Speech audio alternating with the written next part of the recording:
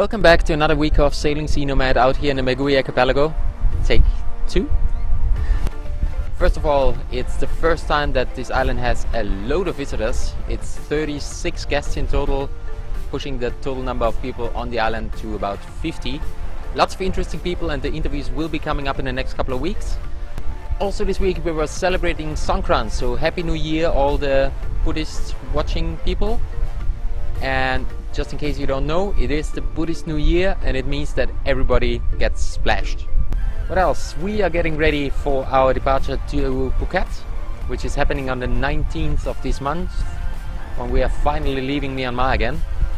And as we already posted on Instagram and Facebook, and our better followers might know already, that the wind is kind of making trouble a little bit with the early change of the season up here.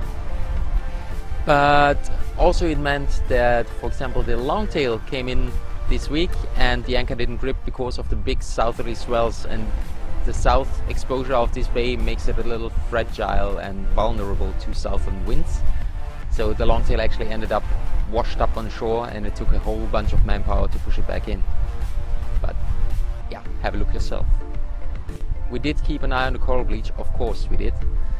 And we actually did find that it's still going on, it's still proceeding. We got surface temperatures of 34 degrees centigrade right now, and 32 down on about 7-8 meters depth.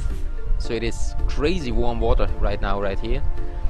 And you can actually see how the white part of the coral just grows bigger and bigger every day. It's pretty scary to look at, but all we can do at this stage is to document and, well, hope for the best. But the good news is not all the bays seem to be affected in the same way. So there's still hope, and well, we're certainly hoping that the water cools down before it's too late. Oh, one big one I forgot. There is, since today we know it for sure, one of the bungalows here on the island will be designated to volunteers next year.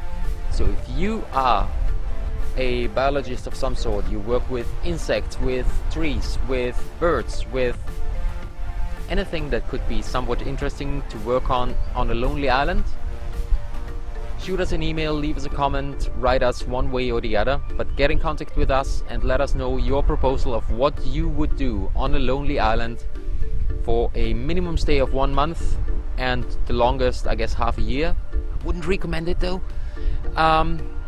But well, we would pick you up in Kathong, shuttle you out to the island. You got food, you got your accommodation, you only have to get yourself with a visa in hand to Kathong, and that's about all it takes. And before we would take you out to the island, we would like to hear your proposal though. Come up with a cool plan, your project that you can pull off by yourself on the island, or with a friend we have space for too. Well, good in isolated sort of climate, I guess, because chances are if there's no guests here, you would be on your own.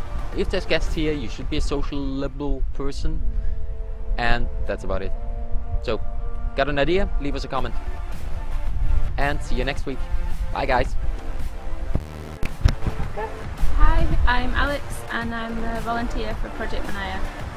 And I originally found Project Manaia looking for volunteer projects in anywhere basically around the world.